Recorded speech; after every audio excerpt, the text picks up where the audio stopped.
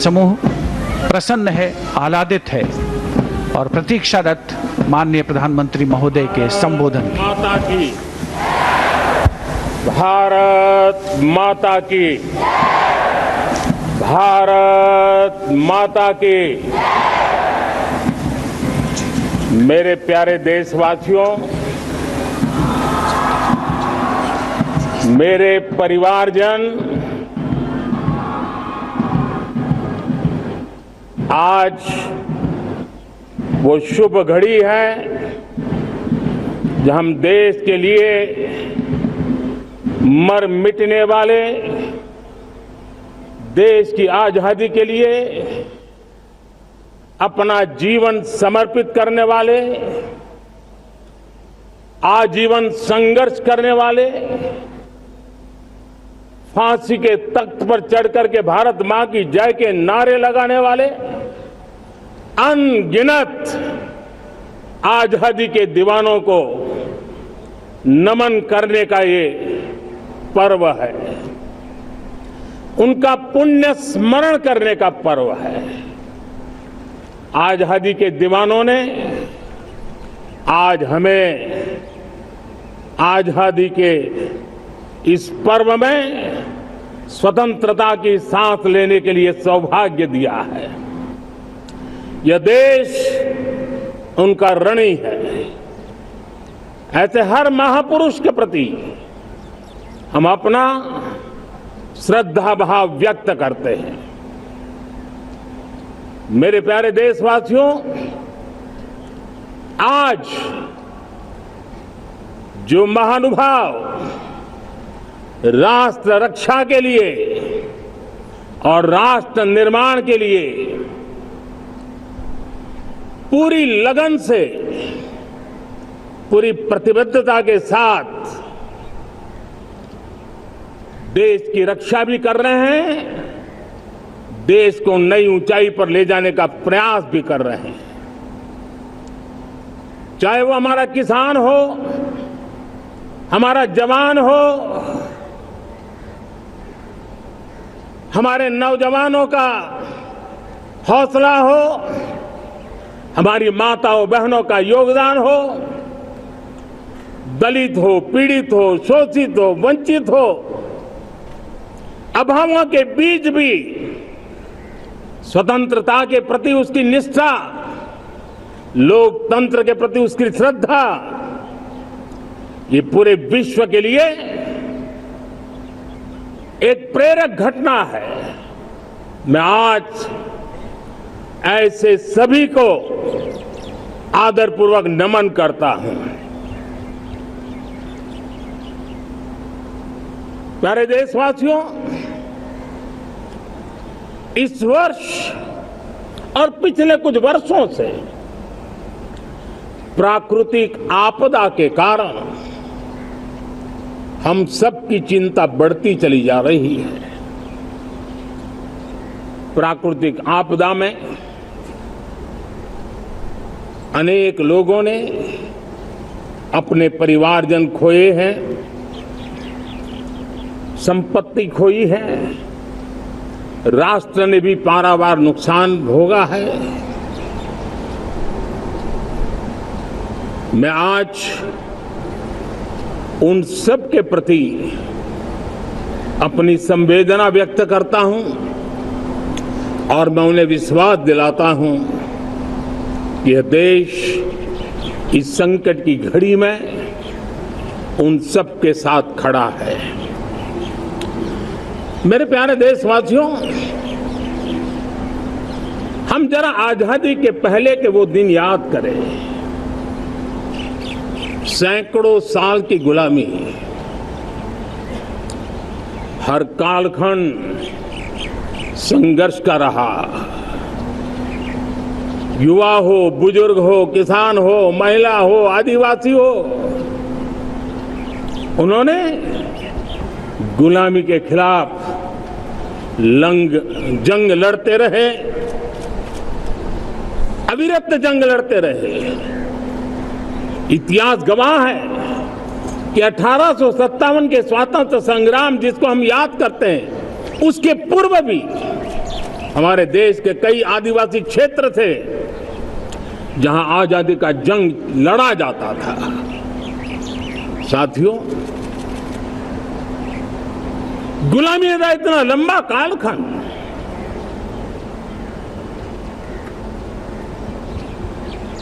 जुल्मी शासक, अपरंपार यातनाएं, सामान्य से सामान्य मानवीयों का विश्वास तोड़ने की हर तरकीब है।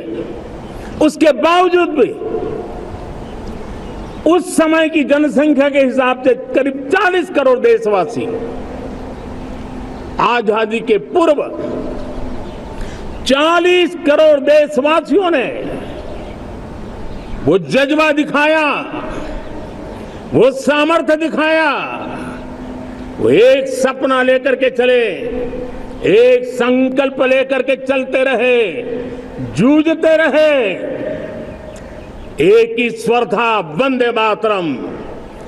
एक ही सपना था, भारत की आजादी का।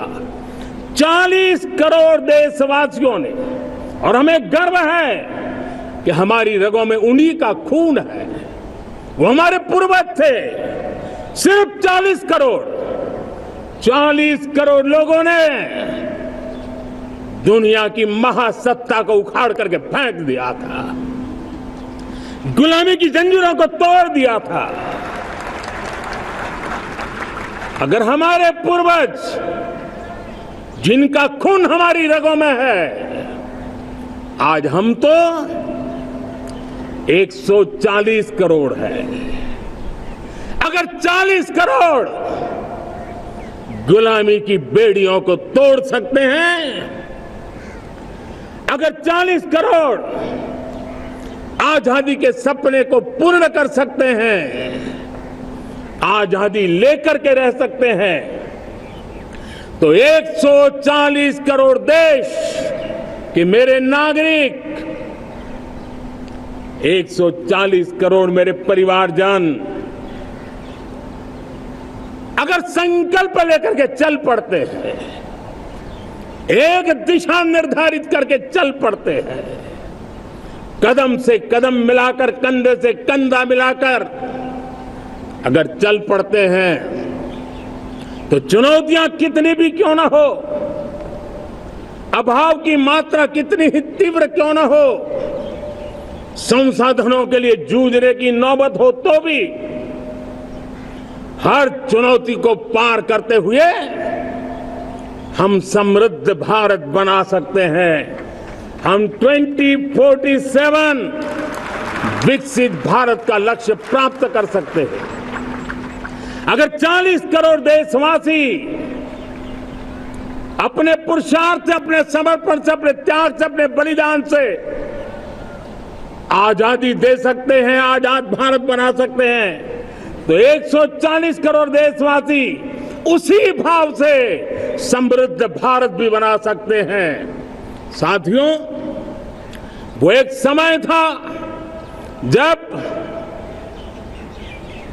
लोग देश के लिए मरने के लिए प्रतिबद्ध थे और आजादी मिली थी।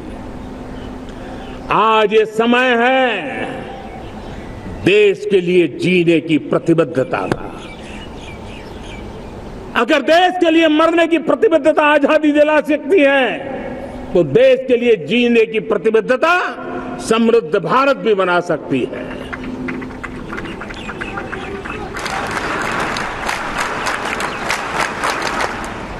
साथियों, विकसित भारत 2047 इस तरफ भाषण के शब्द नहीं है, इसके पीछे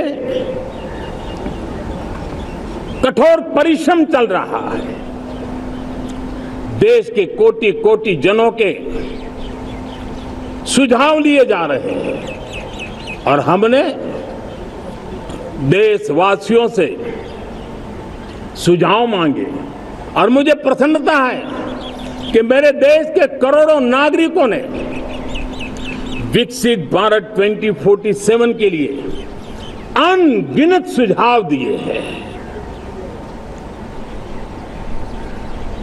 हर देशवासी का सपना उसमें प्रतिबिंबित हो रहा है, हर देशवासी का संकल्प उसमें झलकता है। युवा हो, बुजुर्ग हो, गांव के लोग हो, शहर के लोग हो, किसान हो, कामदार हो, दलित हो, आदिवासी हो, पहाड़ों में रहने वाले लोग हो, जंगल में रहने वाले लोग हो, शहरों में रहने वाले लोग हैं, हर किसी ने 2047 में जब देश आजादी का 100 साल मनाएगा तब तक विकसित भारत के लिए अनमोल सुझाव दिए हैं। और मैं जब इन सुझावों को देखता था मेरा मन प्रसन्न हो रहा था। उन्होंने क्या लिखा? कुछ लोगों ने कहा कि दुनिया का स्किल कैपिटल बनाने का सुझाव हमारे सामने रखा। 2047 विकसित भारत के लिए कुछ लोगों ने भारत को मैन्युफैक्चरिंग का ग्लोबल हब बनाने का सुझाव दिया। कुछ लोगों ने भारत की हमारी यूनिवर्सिटीज ग्लोबल बने इसके लिए सुझाव दिया। कुछ लोगों ने यह भी कहा कि क्या आजादी के इतने सालों के बाद हमारा मीडिया ग्लोबल नहीं होना चाहिए। कुछ लोगों ने यह भी कहा कि हमारा स्किल्ड युवा विश्व की पहली पसंद बनना चाहिए। कुछ लोगों ने सुझाव दिया भारत को जल्द से जल्द जीवन के हर क्षेत्र में आत्मनिर्भर बनना चाहिए। कई लोगों ने सुझाव दिया कि हमारे किसान जो मोटा अनाज पैदा करते हैं, जिसको हम श्री अन्न कहते हैं, उस सुपर फूड को दुनिया के हर डाइनिंग टेबल पर पहुंचाना है।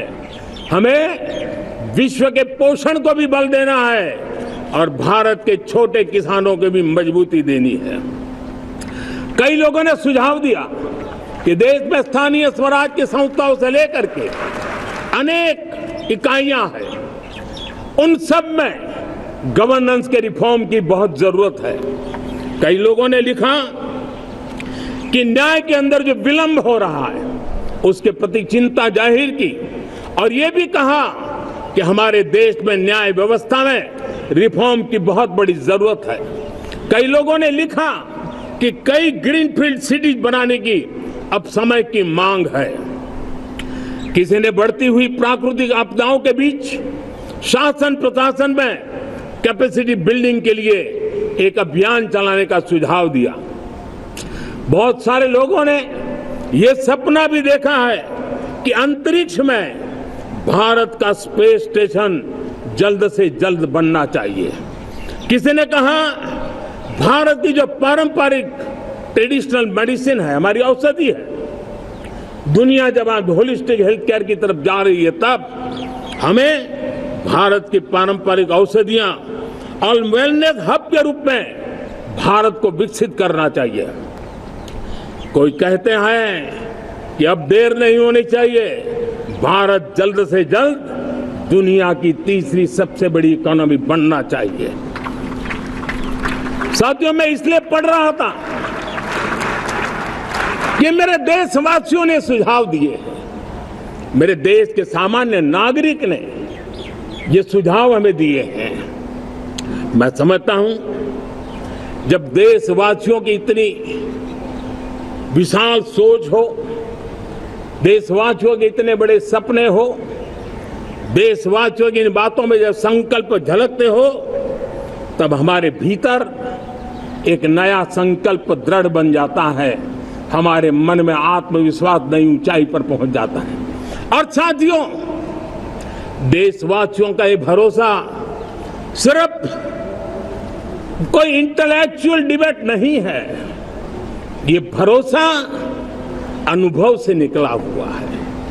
ये विश्वास लंबे कालखंड के परिश्रम की पैदावार है और इसलिए देश का सामान्य मानव याद करता है जब लाल किले से कहा जाता है कि हिंदुस्तान के 18,000 गांवों में समय सीमा में बिजली पहुंचाएंगे और वो काम हो जाता है, तब भरोसा मजबूत हो जाता है।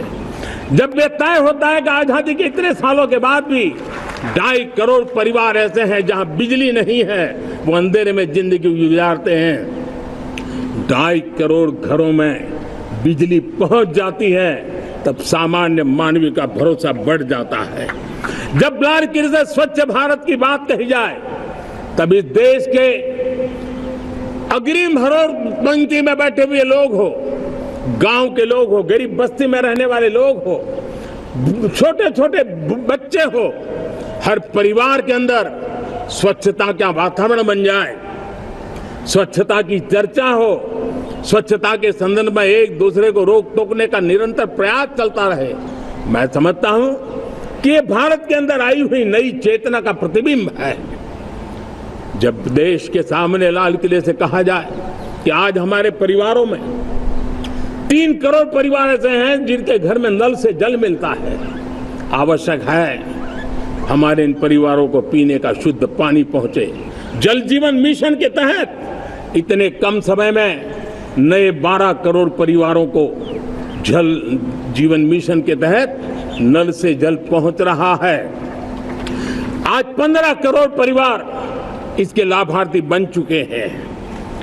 हमारे कौन लोग वंचित थे इन व्यवस्थाओं से, कौन पीछे रह गए थे? समाज के अग्रिम पंक्ति के लोग इसके लिए अभाव में नहीं जीते थे। मेरे दलित, मेरे पीड़ित, मेरे शोषित, मेरे आदिवासी भाई बहन, मेरे गरीब भाई बहन, मेरे झुग्गी झोपड़ी में जिंदगी गुजारने वाले लोग, वही तो इन चीजों के अभाव में जी रहे थे।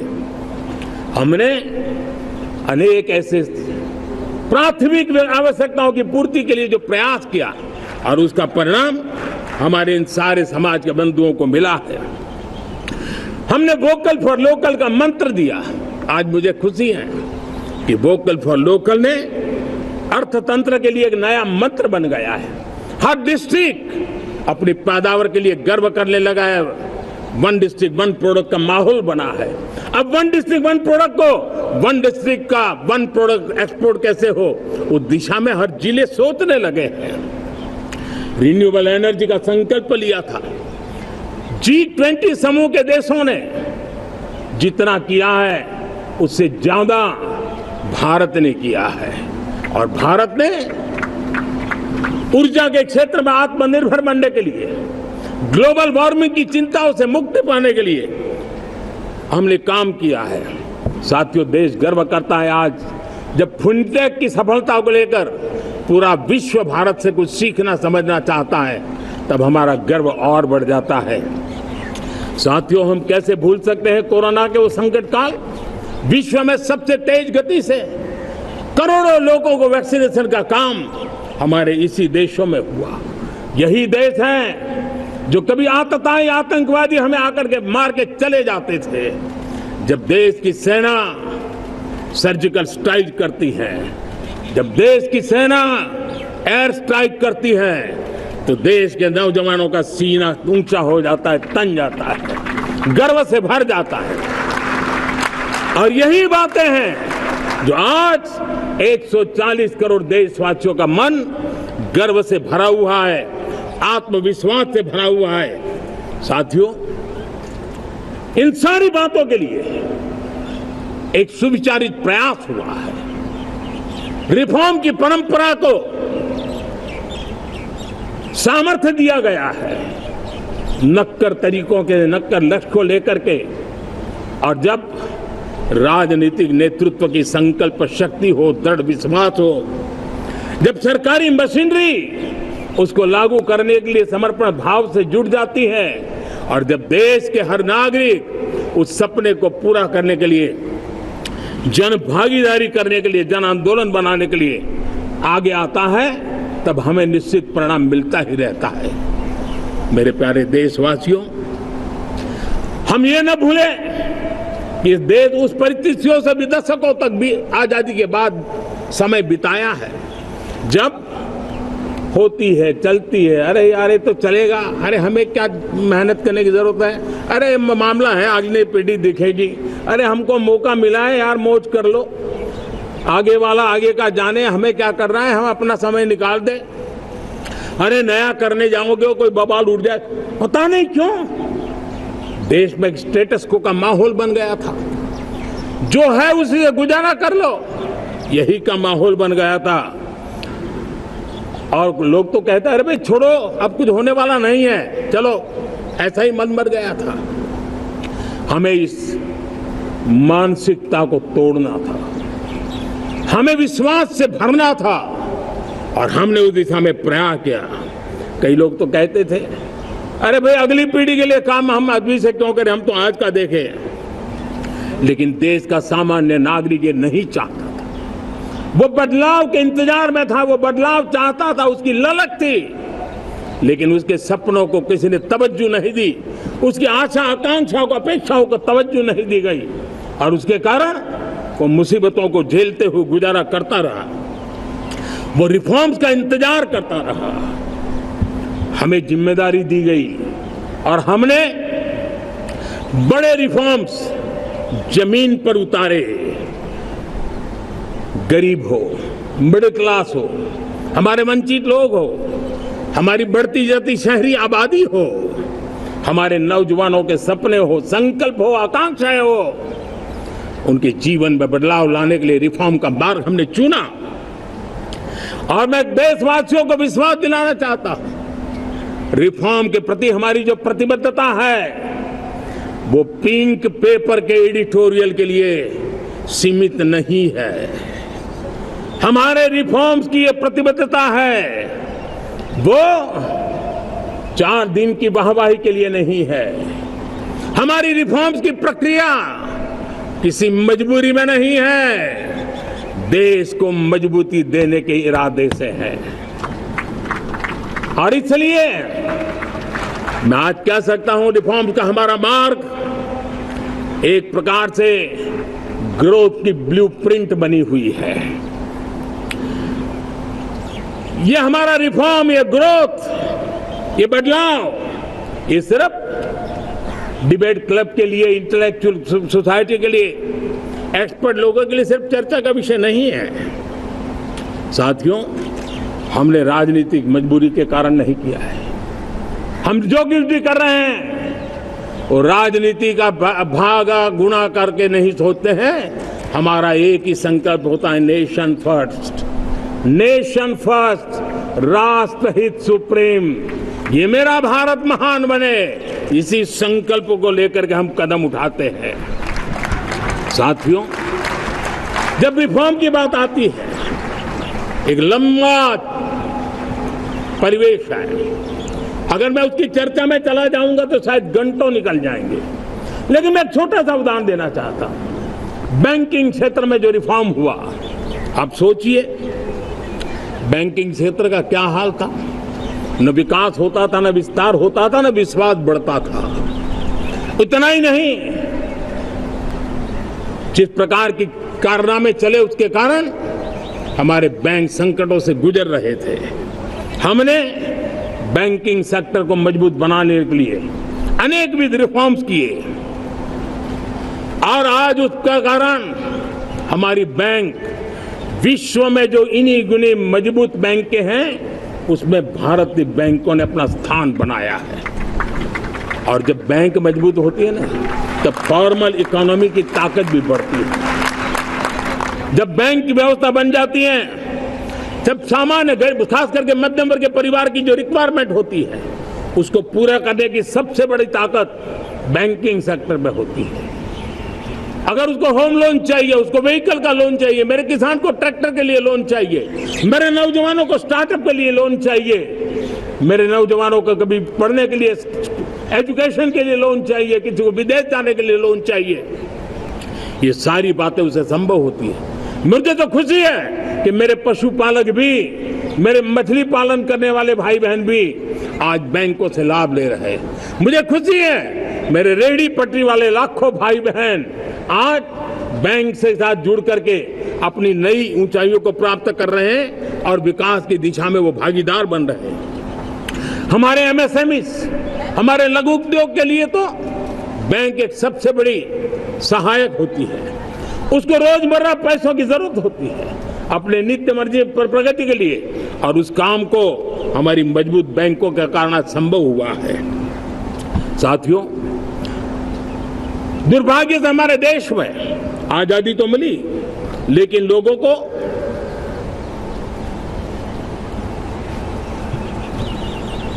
एक प्रकार से माई बाप कल्चर से गुजरना पड़ा।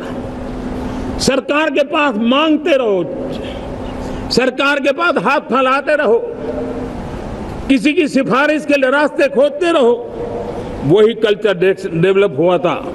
आज हमने गवर्नेंस के इस मॉडल को बदला है। आज सरकार खुद लाभार्थी हितार्थी के पास जाती है। आज सरकार खुद उसके घर गैस का चूल्हा पहुंचाती है। आज सरकार खुद उसके घर पानी पहुंचाती है। आज सरकार खुद उसके घर बिजली पहुंचाती है। आज सरकार खुद उसको आर्थिक मदद दे करके विकास के नए आयामों को चर करने के लिए प्रेरित करती है, प्रोत्साहित करती है। आज सरकार खुद नौजवान के स्किल डेवलपमेंट के लिए अनेकविध कदम उठा रही है। साथियों, बड़े रिफॉर्म्स के लिए हमारी सरकार बहुत ही प्रतिबद्ध है और हम इसी के द्वारा देश में प्रगति की राह को चुनना चाहते हैं। साथियों, देश में नई व्यवस्थाएं बन रही है। देश को आगे ले जाने के लिए अनेकविध नीतियों को, अनेकविध पॉलिसीज को निरंतर बनाया जाए और नए सिस्टम पर देश का भरोसा भी बढ़ता रहता है, निरंतर बढ़ता रहता है। आज जो 20-25 साल का नौजवान है, जो 10 साल पहले जब 12-15 साल की उम्र का नौजवान था, उसने अपनी आंखों के सामने ये बदलाव देखा है। 10 साल के भीतर भीतर उसके सपनों को आकार मिला है, धार मिली है और उसके आत्मविश्वास में एक नई चेतना जगी है और वही देश का एक नया सामर्थ्य के रूप में उभरना है। आज विश्व भर में भारत की साख बढ़ी है, भारत के प्रति देखने का नजरिया बदला है। आज विश्व में युवाओं के लिए संभावनाओं के द्वार खुले हैं। रोजगार के अनगिनत नए अवसर जो शायद आजादी के इतने सालों के बाद भी नहीं आए थे, वो आज उनके दरवाजे पर दस्तक दे रहे हैं। संभावनाएं बढ़ती गई हैं, नए मौके बन रहे हैं। मेरे देश के युवाओं को अब धीरे धीरे चलने का इरादा नहीं है। मेरा देश का नौजवान इंक्रीमेंटल प्रगति में विश्वास नहीं करता। मेरा देश का नौजवान छलांग मारने के मूड में है। वो छलांग मार के नई सिद्धियों को प्राप्त करने के मूड में है। मैं कहना चाहूंगा, भारत के लिए गोल्डन एरा है। वैश्विक परिस्थितियों की तुलना में भी देखें, ये गोल्डन एरा है। ये हमारा स्वर्णिम कालखंड है। मेरे प्यारे देशवासियों, ये अवसर हमें जाने नहीं देना है। ये मौका हमें जाने नहीं देना चाहिए और इसी मौके को पकड़ करके अपने सपने और संकल्पों को लेकर के चल पड़ेंगे तो हम देश की स्वर्णिम भारत की जो अपेक्षा और हमें विकसित भारत का 2047 का लक्ष्य हम पूरा करके रहेंगे। हम सदियों की बेड़ियों को तोड़ करके निकले हैं। आज टूरिज्म का क्षेत्र हो, एमएसएमई का क्षेत्र हो, एजुकेशन हो, हेल्थ सेक्टर हो, ट्रांसपोर्ट सेक्टर हो, खेती और किसानी का सेक्टर हो, हर सेक्टर में एक नया आधुनिक सिस्टम बन रहा है। हम विश्व की बेस्ट प्रैक्टिसेस को भी आगे देख रखते हुए हम हमारे देश की परिस्थितियों के अनुसार आगे बढ़ना चाहते हैं। हर सेक्टर में आधुनिकता की जरूरत है, नएपन की जरूरत है, टेक्नोलॉजी को जोड़ने की जरूरत है और हर सेक्टर में हमारी नई नीतियों के कारण इन सारे क्षेत्रों में एक नया सपोर्ट मिल रहा है, नई ताकत मिल रही है। हमारे सारे अवरोध हटे, हमारी बंदी से दूर हो, हम पूरे सामर्थ्य के साथ चल पड़े, खिल उठे, सपनों को पा करके रहे, सिद्धि को हम अपने निकट देखें, हम आत्मसात करें, उस दिशा में हम चलना है। अब आप देखिए कितना बड़ा बदलाव रहा है। मैं एकदम जमीनी स्तर की बात करूं, विमेन सेल्फ हेल्प ग्रुप आज 10 साल में हमारे 10 करोड़ बहनें विमेन सेल्फ हेल्प ग्रुप में जुड़ी हैं। 10 करोड़ नई बहनें हैं। हमें गर्व हो रहा है कि हमारे सामान्य परिवार की गांव की 10 करोड़ महिलाएं आर्थिक रूप से आत्मनिर्भर बन रही हैं। और जब महिला आर्थिक रूप से आत्मनिर्भर बनती हैं तब परिवार की निर्णय प्रक्रिया की हिस्सेदार बनती हैं, एक बहुत बड़ी सामाजिक परिवर्तन की गारंटी लेकर के आती है। मुझे गर्व है इस बात पर, लेकिन साथ साथ मुझे गर्व इस बात का भी है कि हमारे सीईओ आज दुनिया भर के अंदर अपनी धाक जमा रहे हैं। भारत के हमारे सीईओ विश्व भर में अपनी धाक जमा रहे हैं। हमारे लिए खुशी की बात है कि एक तरफ मेरे सीईओ दुनिया भर में नाम कमा रहे हैं, भारत का नाम बढ़ा रहे हैं, तो दूसरी तरफ विमेन सेल्फ हेल्प ग्रुप से 1 करोड़ मेरी सामान्य परिवार की माताएं बहनें लखपति दीदी बनती है। मेरे लिए ये भी उतना ही गर्व की बात है। अब हमने सेल्फ हेल्प ग्रुप को 10 लाख रुपए से 20 लाख रुपए देने का निर्णय किया है। अब तक 9 लाख करोड़ रुपए बैंकों के माध्यम से हमारे इन विमेन सेल्फ हेल्प ग्रुप को मिले हैं और जिसकी मदद से वो अपने अनेकविध कामों को बढ़ावा रहे हैं। मेरे साथियों, मेरे नौजवान इस तरफ ध्यान दें। स्पेस सेक्टर एक फ्यूचर है हमारे साथ जुड़ा हुआ, एक महत्वपूर्ण पहलू है, हम उस पर भी बल दे रहे हैं। हमने स्पेस सेक्टर में बहुत रिफॉर्म किए हैं। जिन बंधनों में हमने स्पेस सेक्टर को बांध के रखा था उसे हमने खोल दिया है। आज सैकड़ों स्टार्टअप्स स्पेस के सेक्टर में आ रहे हैं। वाइब्रेंट बनता जाता हमारा स्पेस सेक्टर भारत को एक शक्तिशाली राष्ट्र बनाने का एक महत्वपूर्ण अंग है और हम इसको दूर की सोच के साथ मजबूती दे रहे हैं। आज private satellite, private rocket launch हो रहे हैं। ये गर्व की बात है।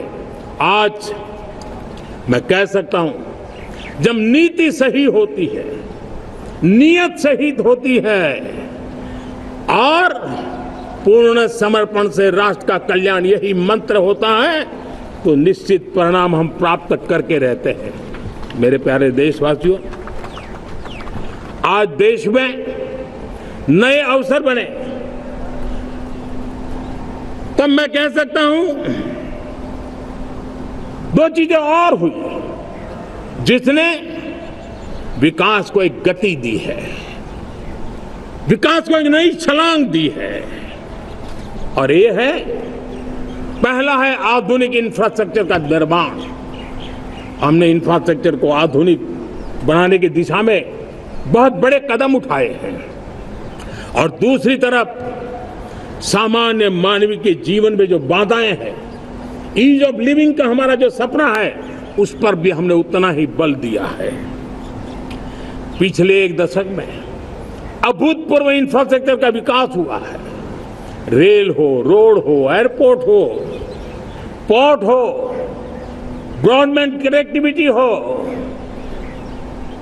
गांव-गांव नए स्कूल बनाने की बात हो, जंगलों में स्कूल बनाने की बात हो, दूर सुदूर इलाकों में अस्पताल बनाने की बात हो, आरोग्य मंदिर बनाने की बात हो, मेडिकल कॉलेजों का काम हो, आयुष्मान आरोग्य मंदिरों का निर्माण चलता हो, 60,000 से ज्यादा अमृत सरोवर बने हो, 2 लाख पंचायतों तक ऑप्टिकल फाइबर नेटवर्क पहुंचा हो, नहरों का एक बहुत बड़ा जाल बिछाया जा रहा हो, 4 करोड़ पक्के घर बनना, गरीबों को एक नया आश्रय मिलना, 3 करोड़ नए घर बनाने के संकल्प के साथ आगे बढ़ने की हमारी कोशिश हो। हमारा पूर्वी भारत, नॉर्थ ईस्ट, उसका इलाका आज इंफ्रास्ट्रक्चर के लिए जाने जाना लगा है। और हमने ये जो कायाकल्प किया है, उसका सबसे बड़ा लाभ समाज के उन वर्गों तक हम पहुंचे हैं जो ग्रामीण सड़कें वहां बनी है जिनकी तरफ कोई देखता नहीं था, जिस इलाकों को नहीं देखता था, जिन गांवों को नहीं देखता था।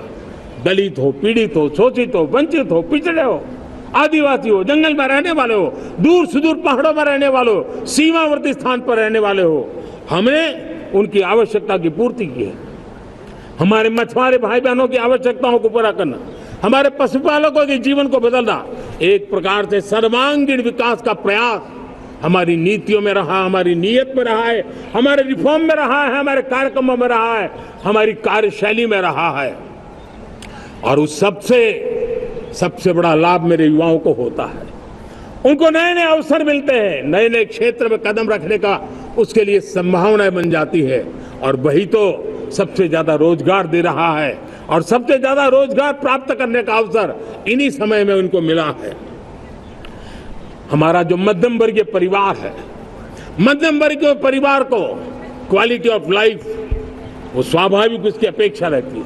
वो देश के लिए बहुत देता है, तो देश का भी दायित्व है कि उसकी जो क्वालिटी ऑफ लाइफ में जो उसकी अपेक्षाएं हैं, सरकार की कठिनाइयों से मुक्ति की उसकी जो अपेक्षाएं हैं, उसको पूर्ण करने के लिए हम निरंतर प्रयास करते हैं। और मैंने तो सपना देखा है कि 2047 जब विकसित भारत का सपना होगा तो उसकी एक इकाई ये भी होगी कि सामान्य मानव के जीवन में सरकार की दखलें कम हो, जहां सरकार की जरूरत हो वहां अभाव न हो, और जहां सरकार की बेकारण प्रभाव भी न हो, इस प्रकार की व्यवस्था पर हम प्रतिबद्ध हैं। मेरे प्यारे देशवासियों, हम छोटी छोटी जरूरतों पर भी ध्यान देते हैं, हम छोटी छोटी आवश्यकताओं पर ध्यान देते हैं और उसको लेकर हम चलते हैं। चाहे हमारे गरीब का घर का चूल्हा जलता रहे, गरीब की माँ को कभी आंसू पी करके सोना न पड़े, और इसके लिए मुफ्त इलाज की योजना हमारी चल रही है। बिजली, पानी, गैस अब सैचुरेशन के मूड पर है, और जब हम सैचुरेशन की बात करते हैं वो 100% होता है। जब सैचुरेशन होता है तो उसको जातिवाद का रंग नहीं लगता है। जब सैचुरेशन होता है तो उसमें पांथिकता का रंग नहीं लगता है। जब सैचुरेशन का मंत्र होता है तब सच्चे अर्थ में सबका साथ सबका विकास का मंत्र साकार होता है। लोगों के जीवन में सरकार की दखल कम हो, उस दिशा में हमने हजारों कंप्लायंसेस के लिए सरकार सामान्य मानवी पर बोझ डालती थी, उन सारे कंप्लायंसेस को दूर किया। हमने देशवासियों के लिए 1,500 से ज्यादा कानूनों को खत्म कर दिया ताकि कानूनों की जंजाल के अंदर देशवासियों को फंसना न पड़े। हमने छोटी छोटी गलतियों के कारण ऐसे कानून बने थे उनको जेल में अंदर धकेल दिया जाए। हमने उन छोटे छोटे कारणों से जेल जाने के जो परंपराएं थी उन सारे कानूनों को नष्ट कर दिया और उसको कानूनों को जेल भेजने के प्रावधान को व्यवस्था से बाहर कर दिया है।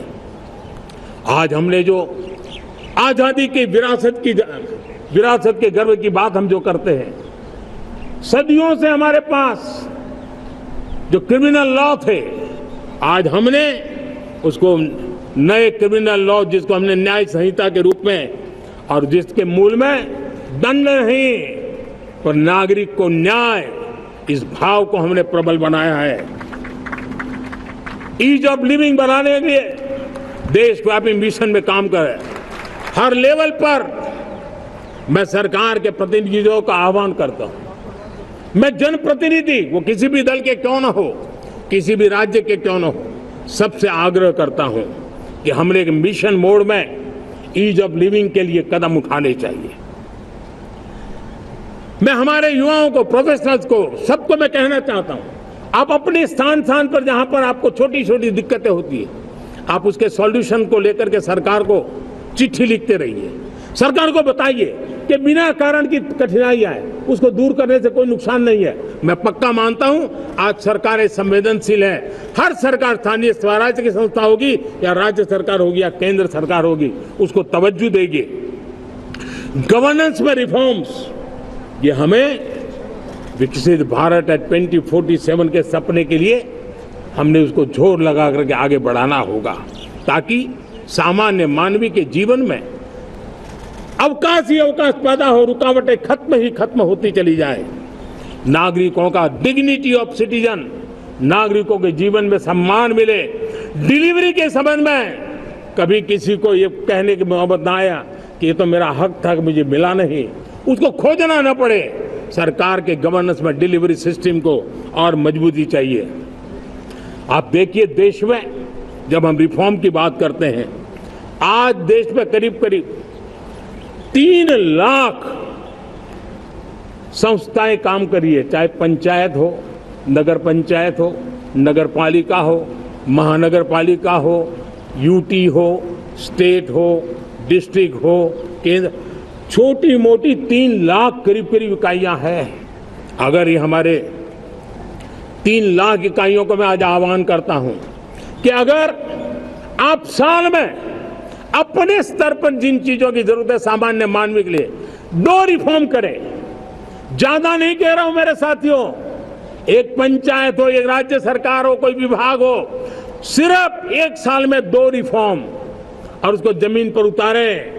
आप देखिए, हम देखते ही देखते 1 साल में करीब करीब 25-30 लाख रिफॉर्म कर सकते हैं।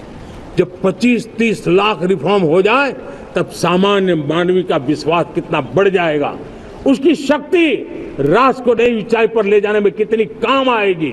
और इसलिए हम अपने स्तर पर होती है चलती से मुक्ति पाकर के बदलावों के लिए आगे आए, हिम्मत के साथ आगे आए। और सामान्य मानवी की जरूरत, छोटी छोटी जरूरत होती है, पंचायत लेवल पर भी वो मुसीबतें झेल रहा है, उन मुसीबतों से हम मुक्ति दिलाएं तो मुझे पक्का विश्वास है कि हम सपनों को पार कर सकते हैं। मेरे प्यारे देशवासियों, आज देश आकांक्षाओं से भरा हुआ है। हमारे देश का नौजवान नई सिद्धियों को चूमना चाहता है, नए नए शिखरों पर वो कदम रखना चाहता है। और इसलिए हमारी कोशिश है हर सेक्टर में कार्य को हम गति दें, तेज गति दें। और उसके द्वारा पहले हम हर सेक्टर में नए अवसर पैदा करें। दूसरा, ये बदलती हुई व्यवस्थाओं के लिए जो सपोर्टिव इंफ्रास्ट्रक्चर चाहिए, उन इंफ्रास्ट्रक्चर पर हम बदलाव के मजबूती देने की दिशा में काम करें। और तीसरी बात है, नागरिकों की मूलभूत सुविधाओं के विषय में हम प्राथमिकता दें, उसको बल दें। इन तीनों भारत में एक एस्पिरेशनल सोसाइटी का निर्माण किया है और उसके परिणाम स्वरूप आज समाज खुद एक विश्वास से भरा हुआ है। हमारे देशवासियों की आकांक्षा है, उनके एस्पिरेशंस, हमारे नौजवानों की ऊर्जा हमारे देश के सामर्थ्य के साथ जोड़ करके हम आगे बढ़ने की एक ललक लेकर के चल रहे हैं। मुझे विश्वास है रोजगार और स्वरोजगार नए रिकॉर्ड के अवसर पर हम काम किया है। प्रति व्यक्ति आज आय दोगुनी करने में हम सफल हुए हैं। ग्लोबल ग्रोथ में भारत का योगदान बड़ा है। भारत का एक्सपोर्ट लगातार बढ़ रहा है। विदेशी मुद्रा भंडार लगातार बढ़ा हुआ है, पहले से 2 गुना पहुंचा है।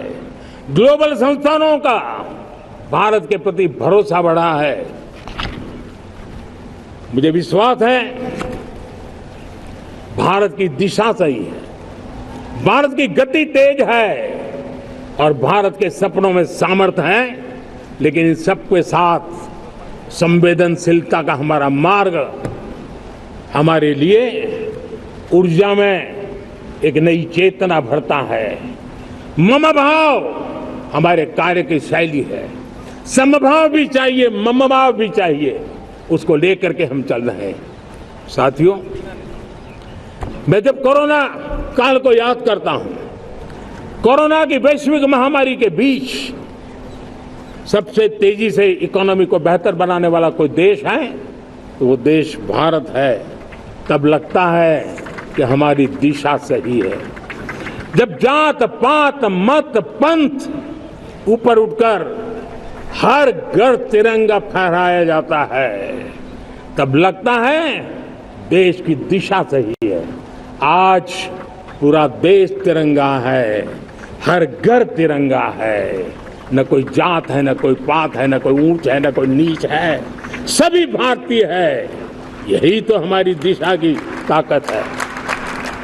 जब हम 25 करोड़ लोगों को गरीबी से बाहर निकालते हैं, तब हमारा विश्वास पक्का हो जाता है कि हमने गति को बराबर मेंटेन किया है और सपनों को साकार करना दूर नहीं है।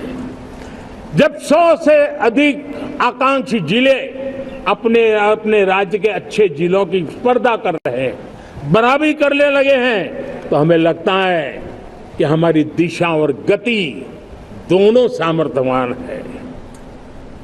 जब हमारे उन आदिवासी साथियों को वो मदद मिलती है, पीएम जनमन के द्वारा उनको जो योजनाएं पहुंची थी, आबादी बहुत छोटी है, लेकिन बहुत दूर सुदूर इलाकों में छुटपुट परिवार रहते हैं, हमने उनको खोज के निकाला है, उनके लिए चिंता की है। तब लगता है कि संवेदनशीलता से जब काम करते हैं तब संतोष कितना मिलता है। वर्किंग वुमेन के लिए पेड मैटरनिटी लीव 12 हफ्ते से बढ़ा करके 26 हफ्ते कर देते हैं। तब सिर्फ नारी का सम्मान ही करते इतना नहीं है, नारी के प्रति संवेदनशील भाव से निर्णय करते इतना नहीं, लेकिन उसके गोद में जो बच्चा पला है ना, उसको एक उत्तम नागरिक बनाने के लिए माँ की जो जरूरत है उसमें सरकार रुकावट न बने, इस संवेदनशील भावना से उस निर्णय को हम करते हैं। जब मेरे दिव्यांग भाई बहन भारतीय साइन लैंग्वेज की बात हो या तो सुगम्य भारत का अभियान हो, उसको लगता है कि अब मेरी भी डिग्निटी है, मेरे प्रति देश के नागरिक सम्मान के भाव से देखता है। और पैरालंपिक में तो हमारे खिलाड़ी नई नई ताकत दिखाने लगे हैं, तब लगता है कि ये जो मेरा मम भाव है, हम सबका मम भाव है, उसकी ताकत नजर आती है। हमारे ट्रांसजेंडर समाज के प्रति हम जिस संवेदना के साथ निर्णय बना रहे हैं, हम नए नए कानून बना रहे हैं, उनको सम्मान का जीवन देने के लिए हम प्रयास कर रहे हैं, तब बदलाव की हमारी दिशा सही दिखता है। सेवा भाव से किए गए इन कामों का, जो त्रिविध मार्गों से हम चले हुए, इन कामों का एक सीधा सीधा लाभ आज उसके परिणाम के रूप में हमें नजर आ रहा है। 60 साल बाद लगातार तीसरी बार आपने हमें देश सेवा का मौका दिया है। मेरे 140 करोड़ देशवासी, आपने जो आशीर्वाद दिए हैं, उस आशीर्वाद में मेरे लिए एक ही संदेश है, जन जन की सेवा, हर परिवार की सेवा, हर क्षेत्र की सेवा, और सेवा भाव से समाज की शक्ति को साथ लेकर के विकास की नई ऊंचाइयों पर पहुंचना। 2047 विकसित भारत के सपने को लेकर के चलना, उसी एक संदेश को लेकर मैं आज लाल किले की प्राचीर से हमें आशीर्वाद देने के लिए मैं कोटि कोटि देशवासियों का सर झुका करके आभार व्यक्त करता हूं। मैं उनके प्रति नतमस्तक होता हूं और मैं उनको विश्वास दिलाता हूं कि हमें नई ऊंचाइयों को नए जोश के साथ आगे बढ़ना है। हमें सिर्फ जो हो गया है वो संतोष मान करके बैठने वाले हम लोग नहीं हैं, वो हमारे संस्कार में नहीं है। हम कुछ और करने के लिए, कुछ और आगे बढ़ने के लिए और कुछ और नई ऊंचाइयों को पार करने के लिए हम आगे बढ़ना चाहते हैं।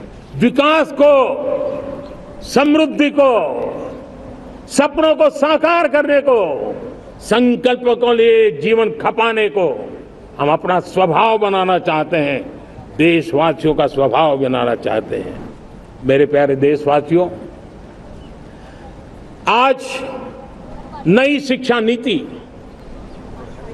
बहुतेक मात्राओं में कई राज्यों ने उसको अच्छा इनिशिएटिव लिए है और उसके कारण आज एक 21वीं सदी के अनुरूप हमारी शिक्षा व्यवस्था को जो हम बल देना चाहते हैं, और विकसित भारत के सपने के लिए जिस प्रकार से मानव समूह तैयार करना चाहते हैं, नई शिक्षा नीति बहुत बड़ी भूमिका अदा। मैं नहीं चाहता हूं कि मेरे देश के नौजवानों को अब विदेशों में पढ़ने के लिए मजबूर होना पड़े। मध्यम वर्गीय परिवार के लाखों करोड़ों रुपया बच्चों को विदेश पढ़ने के लिए भेजने में खर्च हो जाए।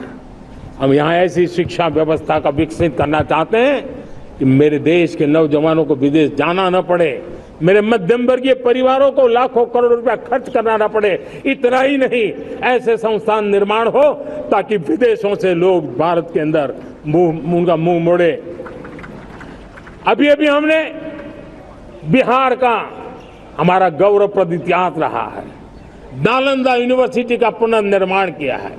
फिर से एक बार नालंदा यूनिवर्सिटी काम करना शुरू कर दिया है, लेकिन हमें शिक्षा के क्षेत्र में फिर से एक बार सदियों पुराने उस नालंदा स्पिरिट को जगाना होगा, उस नालंदा स्पिरिट को जीना होगा, उस नालंदा स्पिरिट को लेकर के बड़े विश्वास के साथ विश्व की ज्ञान की परंपराओं को नई चेतना देने का काम हमें करना होगा।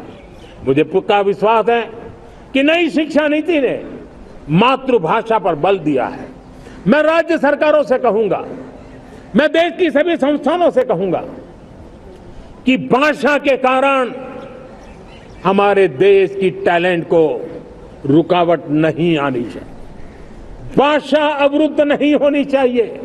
मातृभाषा का सामर्थ्य हमारे देश के छोटे छोटे गरीब से गरीब मां के बेटे को भी सपने पूरा करने का ताकत देता है। और इसलिए हमने हमारी मातृभाषा में पढ़ाई, जीवन में मातृभाषा का स्थान, परिवार में मातृभाषा का स्थान, उसकी ओर हमें बल देना होगा। मेरे प्यारे देशवासियों, जिस प्रकार से आज विश्व का बदलाव नजर आ रहा है और तब जाकर के स्किल का महत्व बहुत बढ़ गया है और हम स्किल को और नई एक ताकत देना चाहते हैं। हम इंडस्ट्री 4.0 को ध्यान में रख करके हम स्किल डेवलपमेंट चाहते हैं। हम जीवन के हर क्षेत्र में, हम एग्रीकल्चर सेक्टर में भी कैपेसिटी बिल्डिंग करने के लिए स्किल डेवलपमेंट चाहते हैं। हम तो हमारा सफाई का क्षेत्र हो, उसमें भी एक नए स्किल डेवलपमेंट की ओर बल देना चाहते हैं। और हम स्किल इंडिया प्रोग्राम को बहुत व्यापक रूप से इस बार लेकर के आए हैं। बजट में भी इसका बहुत बड़ा, इस बजट में इंटर्नशिप को भी हमने बल दिया है ताकि हमारे नौजवानों को एक एक्सपीरियंस मिले, उनकी कैपेसिटी बिल्डिंग हो और बाजार में उनका ताकत दिखाई दे। उस प्रकार से मैं स्किल युवाओं को तैयार करना चाहता हूं। और इसलिए कई बार, और दोस्तों, आज विश्व की परिस्थिति को देखते हुए मैं साफ साफ देख रहा हूं कि भारत का स्किल्ड मैन पावर जो है, हमारा स्किलफुल जो नौजवान है, वो ग्लोबल जॉब मार्केट में अपनी दमक बनाए। हम उस सपने को लेकर के आगे चल रहे हैं। साथियों, विश्व जिस तेजी से बदल रहा है, जीवन के हर क्षेत्र में साइंस और टेक्नोलॉजी का महत्व बढ़ता चला जाने वाला है। हमें साइंस को बहुत बढ़ देना की आवश्यकता है। और मैंने देखा चंद्रयान की सफलता के बाद हमारे स्कूल कॉलेज के अंदर साइंस और टेक्नोलॉजी के प्रति एक नई रुचि का वातावरण बना है, नई दिलचस्पी बढ़ी है। तब हमारे शिक्षा संस्थानों ने ये जो मनोभाव बना है उसको नर्चर करने के लिए आगे आना होगा। भारत सरकार ने भी रिसर्च के लिए सपोर्ट बढ़ा दिया है। हमने ज्यादा से ज्यादा चेयर स्थापित किए हैं। हमने नेशनल रिसर्च फाउंडेशन बना करके हमने उसको एक कानूनी परिवेश में ला करके स्थायी रूप से एक व्यवस्था विकसित की है ताकि रिसर्च को लेकर के निरंतर बल मिले और ये रिसर्च फाउंडेशन उस काम को करे। मेरे बड़े गर्व की बात है कि बजट में हमने 1 लाख करोड़ रुपया रिसर्च और इनोवेशन के लिए हमने देने का निर्णय किया है ताकि हमारे देश के नौजवान के पास जो आइडियाज है उस आइडियाज को हम जमीन पर उतार पाए। साथियों, आज भी हमारे देश में मेडिकल एजुकेशन के लिए हमारे बच्चे बाहर जा रहे हैं। वैसा क्या हमारे वो ज्यादातर मध्यम वर्गीय परिवार के हैं, उनके लाखों करोड़ों रुपए खर्च हो जाते हैं और तब जाकर के हमने पिछले 10 साल में मेडिकल सीटों को करीब करीब 1 लाख कर दिया। आज मैं करीब करीब 25,000 युवा हर साल विदेश में मेडिकल एजुकेशन के लिए जाते हैं और ऐसे ऐसे देश में जाना पड़ रहा है, कभी कभी तो मैं सुनता हूं तो हैरान हो जाता हूं। और इसलिए हमने तय किया है कि अगले 5 साल में मेडिकल लाइन में 75,000 नई सीटें बनाई जाएगी। मेरे प्यारे देशवासियों, विकसित भारत 2047 वो स्वस्थ भारत भी होना चाहिए। और जब स्वस्थ भारत हो तो आज जो बच्चे हैं उनके पोषण पर आज से ही ध्यान देने की जरूरत है। और इसलिए हमने विकसित भारत की जो पहली पीढ़ी है उनकी तरफ विशेष ध्यान दे करके हमने पोषण का एक अभियान चला है। हमने राष्ट्रीय पोषण मिशन शुरू किया है। पोषण को हमने प्राथमिकता दी है। मेरे प्यारे देशवासियों, हमारी कृषि व्यवस्था को ट्रांसफॉर्म करना बहुत जरूरी है, समय की मांग है। हम सदियों से जिस परंपरा में दबे हुए हैं, जकड़े हुए हैं, उससे मुक्ति पानी होगी और हमारे किसानों को उसके लिए हम मदद भी दे रहे हैं।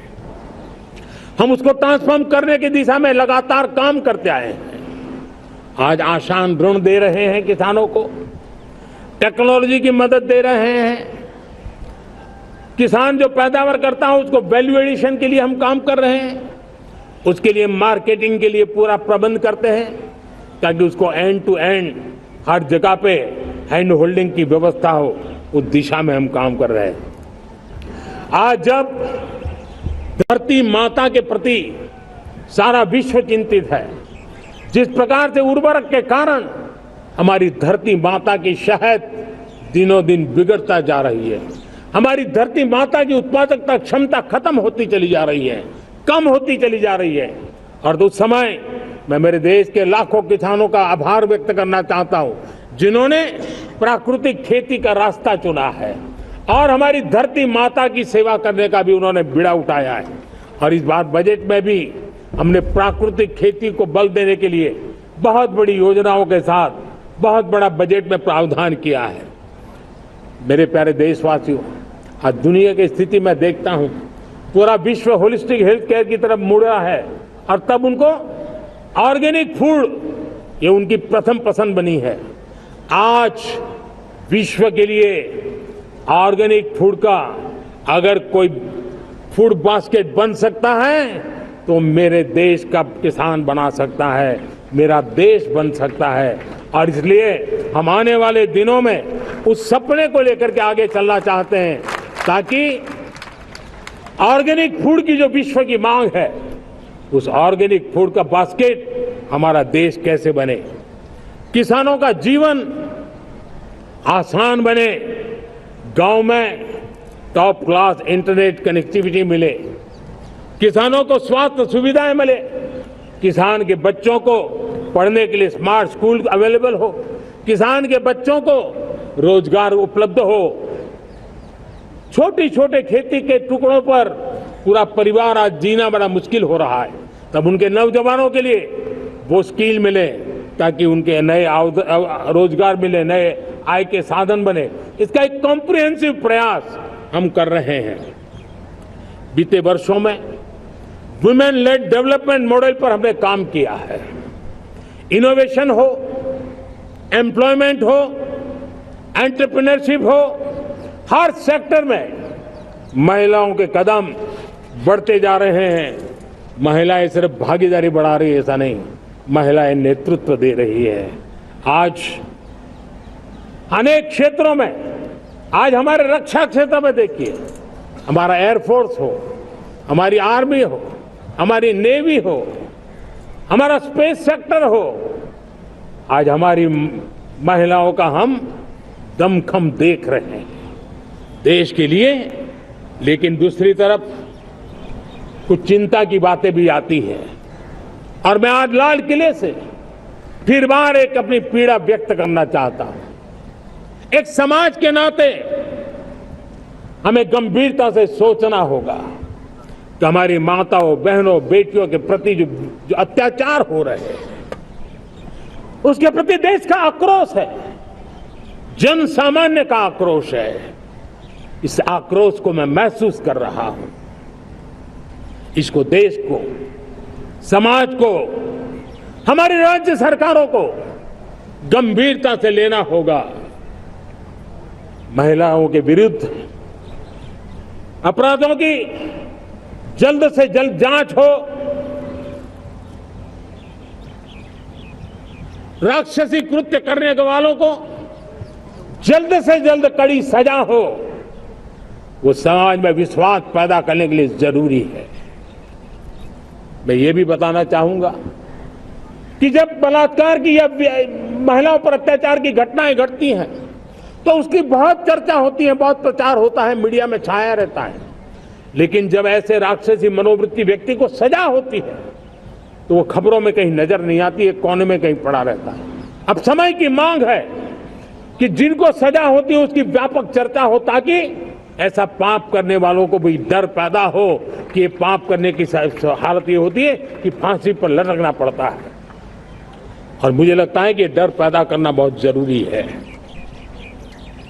मेरे प्यारे देशवासियों, हमारे देश में ऐसी एक आदत बन गई थी स्वभाव से, हम देश को कम आंकना, देश के प्रति गौरव के भाव का अभाव होना, ये पता नहीं क्यों हमारे जहन में घुस गया था। और हम तो कभी कभी तो लेट आए तो कहते थे इंडियन आए, शर्म के साथ हम बोल देते थे। देश को इन चीजों से हमने बाहर लाने में सफलता पाई है। किसी जमाने में कहा जाता था अरे खिलौने भी बाहर से आते थे, वो दिन देखे हमने। आज मैं गर्व से कह सकता हूं कि मेरे देश के खिलौने दुनिया के बाजार में अपनी धमक लेकर के पहुंच रहे हैं। खिलौने हमारे एक्सपोर्ट होने शुरू हुए।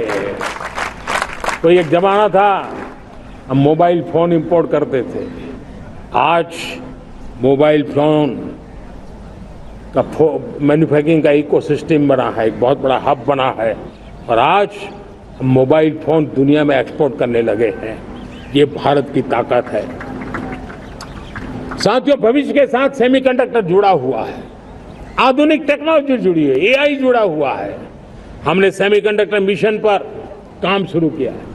हर उपकरण में मेड इन इंडिया चिप क्यों न हो, क्यों ये सपना मेरे देश का नौजवान देखे। टैलेंट यहाँ है, सारे इस प्रकार के रिसर्च काम हिंदुस्तान में होते हैं, तो अब प्रोडक्शन भी हिंदुस्तान में होगा, सेमीकंडक्टर का काम भी हिंदुस्तान में होगा, और हम एंड टू एंड सॉल्यूशन दुनिया को देने की ताकत रखते हैं, और हम उसको साथियों एक जमाना हमने देखा है 2G के लिए हम कैसा संघर्ष करते थे। आज हर उपकरण में हम देख रहे हैं हम तेजी से आगे बढ़े, और 5G जिस तेजी से पूरे देश में रोल आउट हुआ, हिंदुस्तान के करीब करीब सभी क्षेत्रों में 5G पहुंच गया। वो विश्व में तेज गति से 5G पहुंचाने में हम आगे रहे। और देश साथियों, मैंने कहा हम रुकने वाले नहीं हैं। 5G पे रुक जाना हमें मंजूर नहीं है। हम 6G पर अभी से मिशन मोड में काम कर रहे हैं, और विश्व में हम उसमें भी अपनी धमक जमाएंगे, ये मैं विश्वास से कहता हूं। मेरे प्यारे साथियों, डिफेंस सेक्टर हमारी आदत हो गई थी। डिफेंस बजट कितना ही क्यों न हो, लेकिन कभी कोई सोचता नहीं था कि डिफेंस बजट बढ़ा तो जाता कहां है। डिफेंस बजट विदेशों से खरीदी में चला जाता था। अब हम चाहते हैं हम आत्मनिर्भर बने, और मैं हमारी डिफेंस फोर्सेस का हृदय से धन्यवाद करता हूं। उन्होंने हजारों ऐसी चीजें लिस्ट कर दी है। उन्होंने तय किया है कि हम विदेश से नहीं लाएंगे। राष्ट्र के लिए जीना क्या कहते हैं, ये हमारे सेना के जवानों ने दिखाया है, और उसके कारण डिफेंस के सेक्टर में हम आत्मनिर्भर होते चले जा रहे हैं। आज डिफेंस मैन्युफैक्चरिंग में भारत की पहचान बनी है और मैं आज खुशी से कह सकता हूं कि जो देश कभी डिफेंस की हर छोटी मोटी चीज बाहर से लाता था, आज धीरे धीरे दुनिया के कई देशों में हम जो डिफेंस के इक्विपमेंट मैन्युफैक्चर कर रहे हैं वो हम एक्सपोर्ट करने लगे हैं। दुनिया में डिफेंस हब, मैन्युफैक्चरिंग हब के रूप में हम धीरे धीरे उभर रहे हैं। हम मैन्युफैक्चरिंग क्षेत्र को बढ़ावा देना चाहते हैं क्योंकि रोजगार के लिए सर्वाधिक आवश्यक है। आज पीएलआई स्कीम को बहुत बड़ी सफलता मिली है। एफडीआई रिफॉर्म्स, उसने भी हमें बहुत बड़ी ताकत दी है। एमएसएमईज को बहुत बड़ा बल मिला है, नई व्यवस्थाएं विकसित हुई है और उसके कारण हमारा मैन्युफैक्चरिंग सेक्टर, हम दुनिया का एक मैन्युफैक्चरिंग हब बने।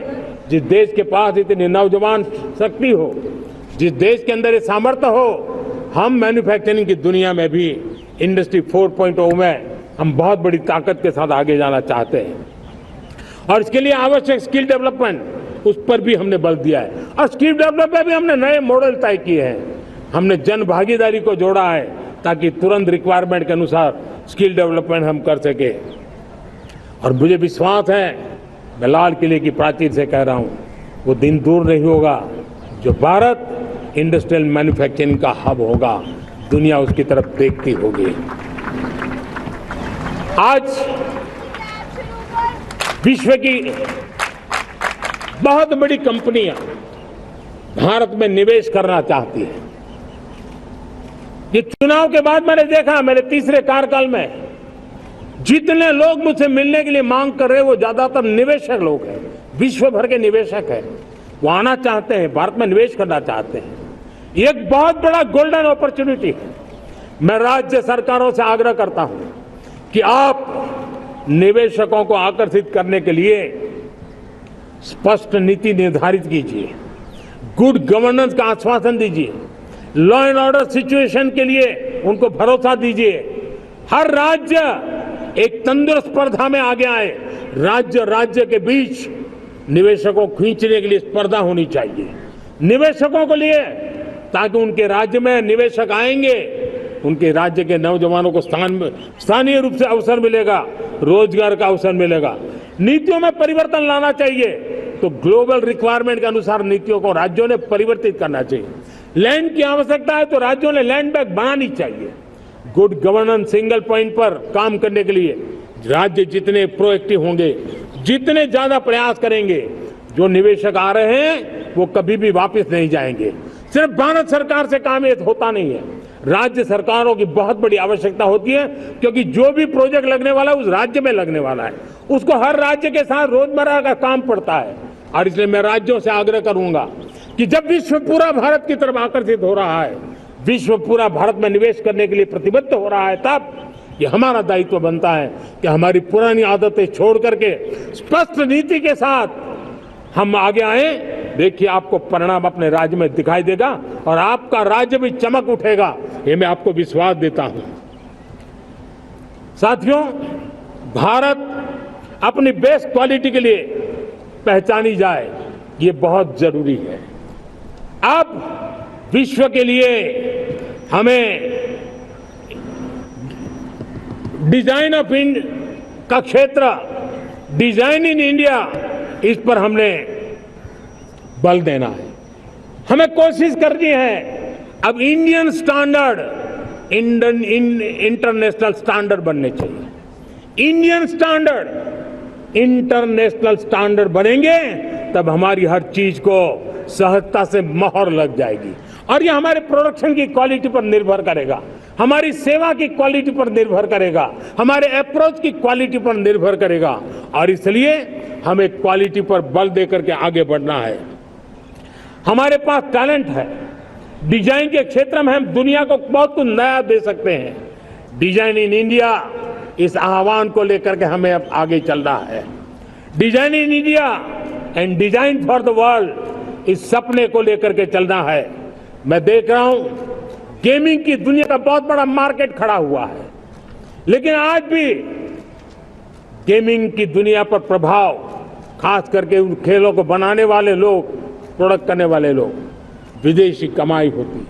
भारत के पास बहुत बड़ी विरासत है। हम गेमिंग की दुनिया में बहुत नई टैलेंट को लेकर के आ सकते हैं। विश्व के हर बच्चे को हमारे देश के बनी हुई गेमिंग की ओर आकर्षित कर सकते हैं।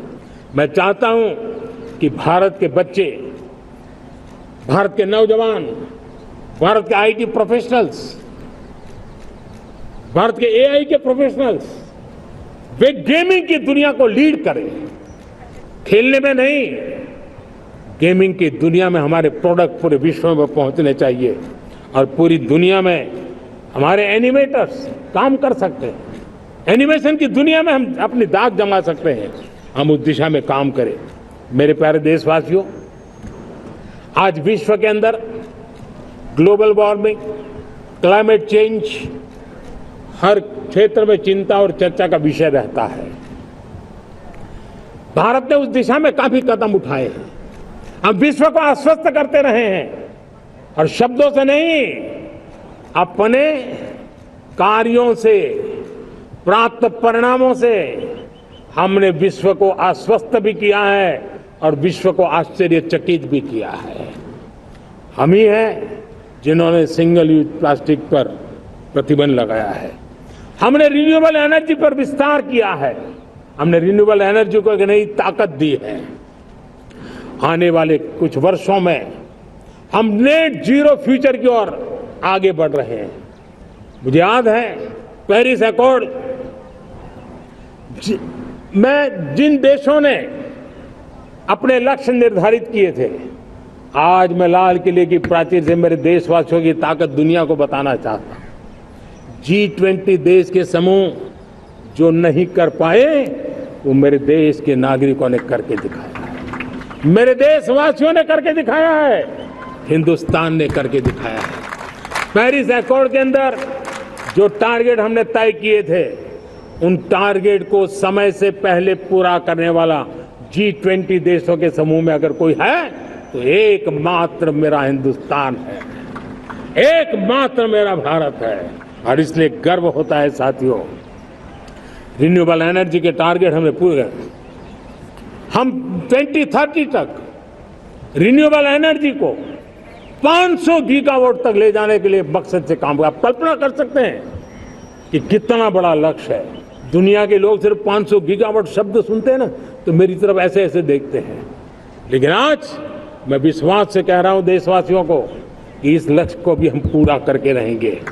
और ये मानव जाति की भी सेवा करेगा, हमारे भविष्य की भी सेवा करेगा, हमारे बच्चों के उज्जवल भविष्य की गारंटी बनेगा। हमने 2030 तक हमारी रेलवे को नेट जीरो एमिशन का लक्ष्य लेकर के हम चल रहे हैं।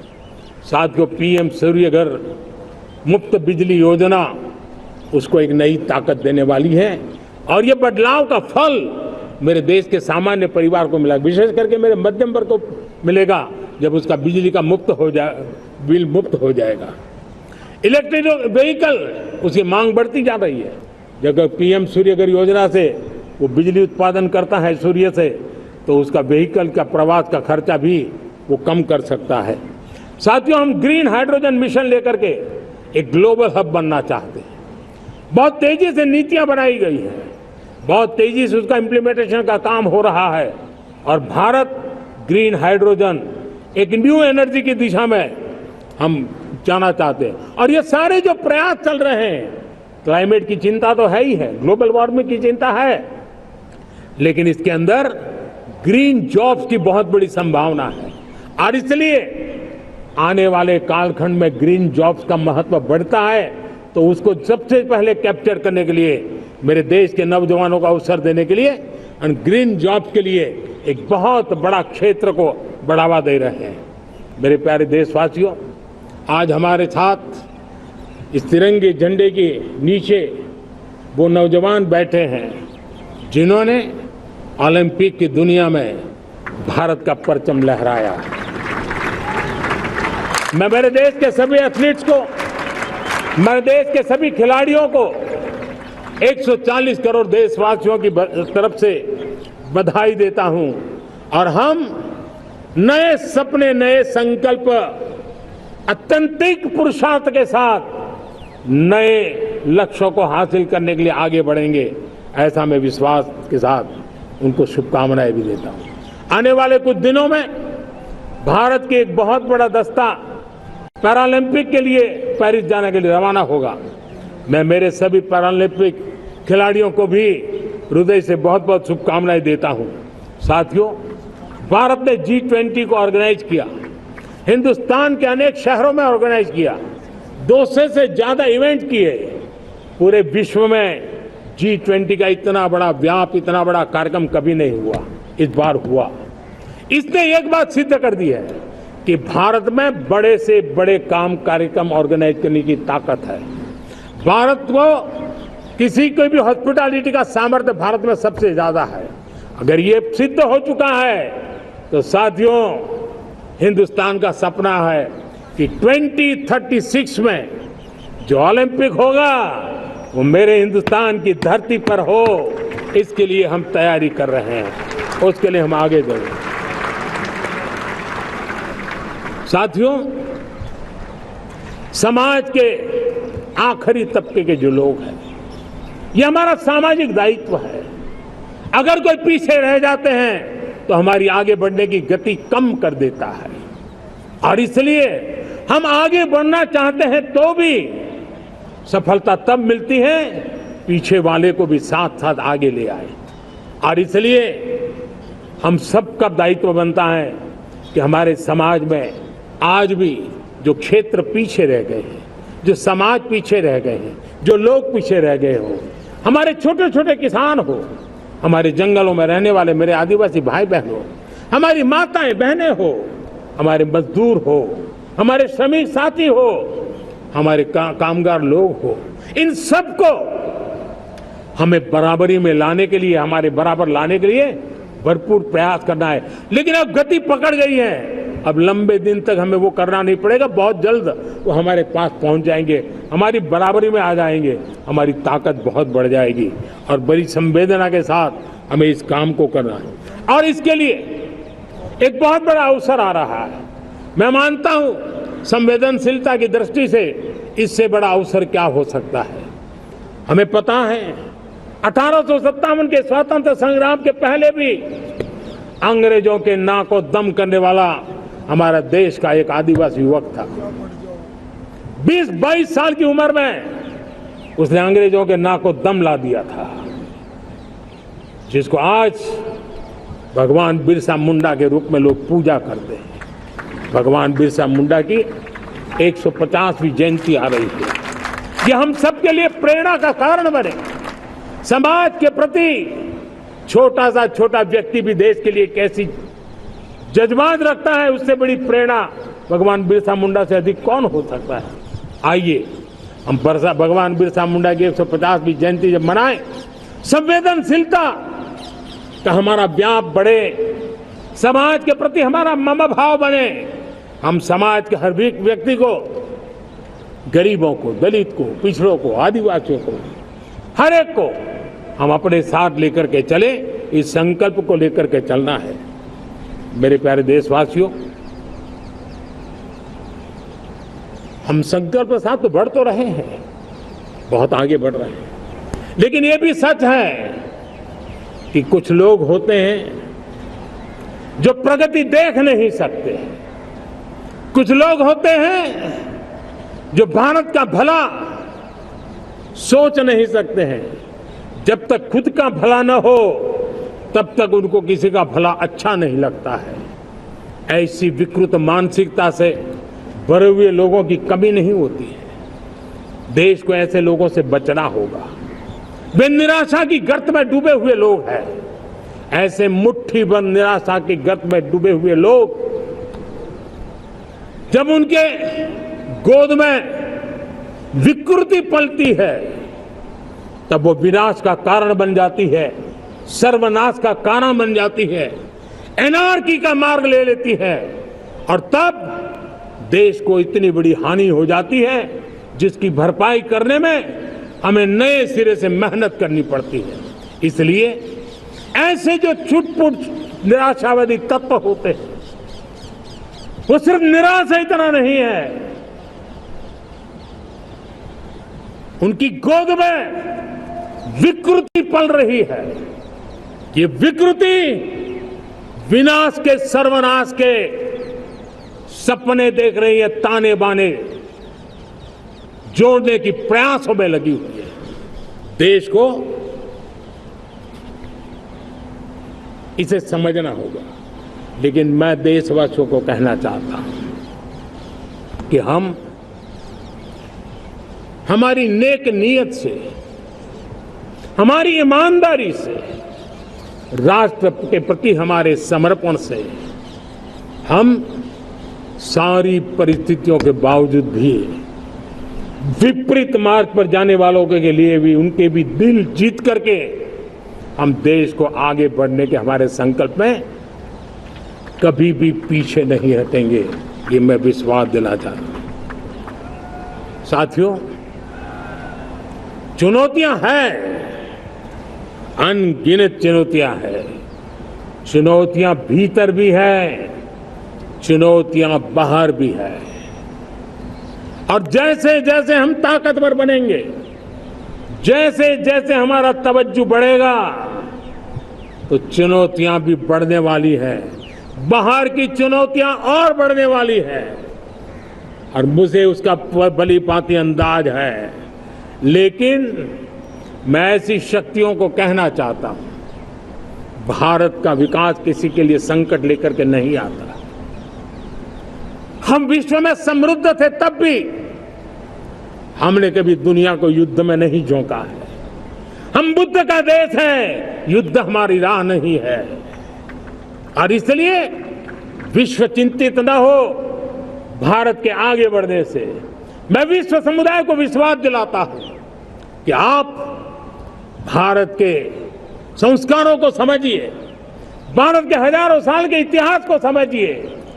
आप हमें संकट मत मानिए, आप उन तरकीबों से न जुड़िए जिसके कारण पूरी मानव जात का कल्याण करने का सामर्थ्य जिस भूमि में है, उस भूमि को ज्यादा मेहनत करनी पड़े।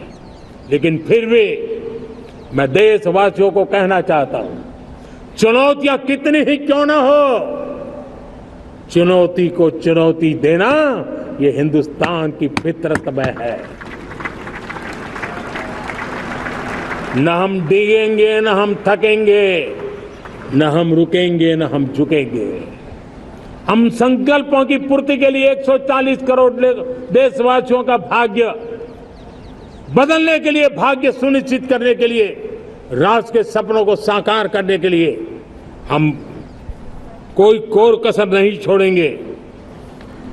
हर बदनीयत वालों को हम हमारी नेक नीयत से जीतेंगे, ये मैं विश्वास देता हूं। मेरे प्यारे देशवासियों, समाज की मनोरचना में भी बदलाव कभी कभी बहुत बड़ी चुनौती का कारण बन जाता है। हमारा हर देशवासी भ्रष्टाचार की दिमक से परेशान रहा है। हर स्तर के भ्रष्टाचार ने सामान्य मानवीय का व्यवस्थाओं के प्रति विश्वास तोड़ दिया है। उसको अपनी योग्यता, क्षमता का प्रति अन्याय की जो गुस्सा होता है, वो राष्ट्र की प्रगति में नुकसान करता है। और इसलिए हमने व्यापक रूप से भ्रष्टाचार के खिलाफ एक जंग छेड़ा है।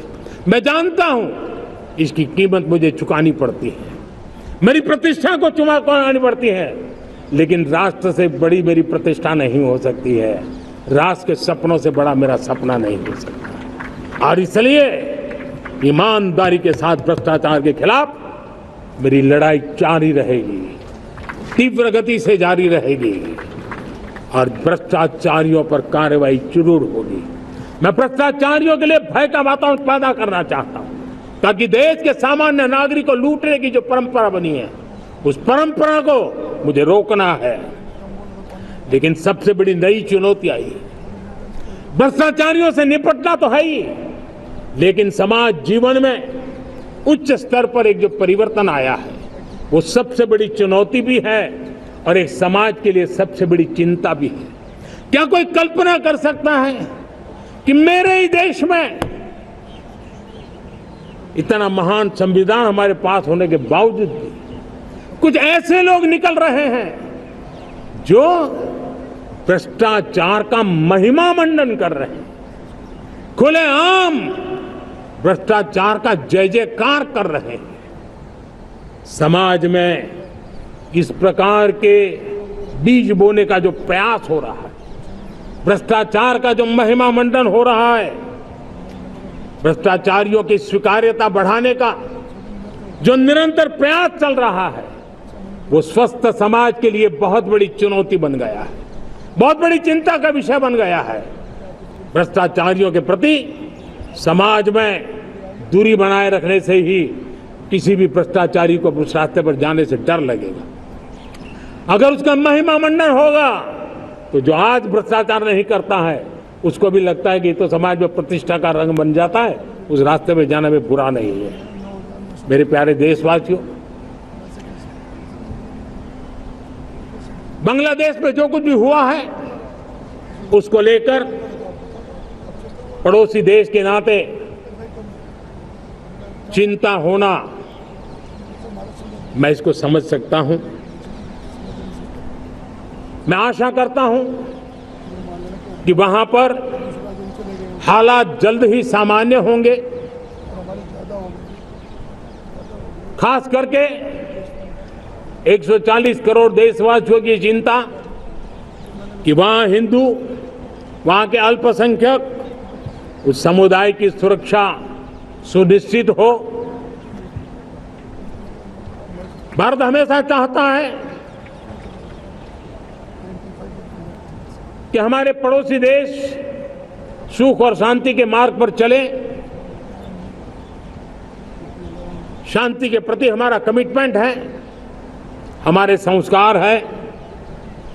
हम आने वाले दिनों में बांग्लादेश की विकास यात्रा में हमेशा हमारा शुभचिंतन ही रहेगा, क्योंकि हम मानव जाति की भलाई सोचने वाले लोग हैं। मेरे प्यारे देशवासियों, हमारे संविधान को 75 वर्ष हो रहे हैं। भारत के संविधान के 75 वर्ष की यात्रा देश को एक बनाना, देश को श्रेष्ठ बनाने में बहुत बड़ी भूमिका रही है। भारत के लोकतंत्र को मजबूती देने में हमारे देश के संविधान की बहुत बड़ी भूमिका रही। हमारे देश के दलित, पीड़ित, शोषित, वंचित को सुरक्षा देने का बहुत बड़ा काम हमारे संविधान ने किया है। अब जब संविधान के 75 वर्ष हम मनाने जा रहे हैं, तब हम देशवासियों ने संविधान में निर्दिष्ट कर्तव्य के भाव पर बल देना बहुत जरूरी है। और जब मैं कर्तव्य की बात करता हूं, तब मैं सिर्फ नागरिकों पर बोझ बनाना नहीं चाहता। कर्तव्य केंद्र सरकार के भी है, कर्तव्य केंद्र सरकार के हम मुलाजिम के भी है, कर्तव्य राज्य सरकारों के भी है, राज्य सरकार के मुलाजिम के हैं, कर्तव्य हर स्थानीय स्वराज संस्था के हैं, चाहे पंचायत हो, नगर पालिका हो, महानगर पालिका हो, तहसील हो, जिला हो, हर किसी के कर्तव्य है। लेकिन साथ साथ 140 करोड़ देशवासियों की कर्तव्य है। अगर हम सब मिल करके अपने कर्तव्यों का निर्वाह करेंगे तो हम अपने आप औरों के अधिकारों की रक्षा करने के लिए निमित्त बनेंगे। और जब कर्तव्य का पालन होता है तब अधिकारों की रक्षा निहित होती है, उसके लिए कोई अलग से प्रयास करने की जरूरत नहीं पड़ जाती है। मैं चाहता हूं कि हमारे इस भाव को लेकर हम चलेंगे, हमारा लोकतंत्र भी मजबूत होगा, हमारा सामर्थ्य और बढ़ेगा और हम एक नई शक्ति के साथ आगे बढ़ेंगे। मेरे प्यारे देशवासियों, हमारे देश में सुप्रीम कोर्ट ने बार बार यूनिफॉर्म सिविल कोड को लेकर जो चर्चा की है, अनेक बार आदेश दिए हैं, क्योंकि देश का एक बहुत बड़ा वर्ग मानता है और उसमें सच्चाई भी है कि जिस सिविल कोड को हम लेकर के जी रहे हैं, वो सिविल कोड सचमुच में तो एक प्रकार का कम्युनल सिविल कोड है, भेदभाव करने वाला सिविल कोड है। ऐसे सिविल कोड से जब संविधान के 75 वर्ष मना रहे हैं और संविधान की भावना भी जो हमें कहती है करने के लिए, देश की सुप्रीम कोर्ट भी हमें कहती है करने के लिए, और तब जो संविधान निर्माताओं का सपना था, उस सपने को पूरा करना हम सबका दायित्व है। और मैं मानता हूं इस गंभीर विषय पर देश में चर्चा हो, व्यापक चर्चा हो, हर कोई अपने विचारों को लेकर के आए और उन कानूनों को, जो कानून धर्म के आधार पर देश को बांटते हैं, जो ऊंच नीच का कारण बन जाते हैं, ऐसे कानूनों को आधुनिक समाज में कोई स्थान नहीं हो सकता है। और इसलिए मैं तो कहूंगा, अब समय की मांग है कि देश में एक सेकुलर सिविल कोड हो। हमने कम्युनल सिविल कोड में 75 साल बिताए हैं, अब हमें सेक्युलर सिविल कोड की तरफ जाना होगा और तब जाकर के देश में धर्म के आधार पर जो भेदभाव हो रहे हैं, सामान्य नागरिक को जो दूरी महसूस होती है, उससे हमें मुक्ति मिलेगी। मेरे प्यारे देशवासियों, जब मैं देश में एक चिंता हमेशा कहता हूं, परिवारवाद, जातिवाद भारत के लोकतंत्र को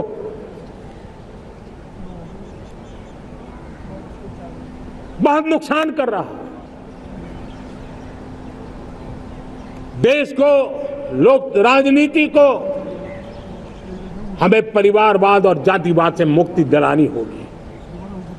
आज मैं देख रहा हूं मेरे सामने जो नौजवान है, उसमें लिखा हुआ है माय भारत, जिस संगठन का नाम है उसकी चर्चा लिखी है, यहाँ बहुत बढ़िया तरीके से लिखा हुआ है। माय भारत के अनेक मिशन है।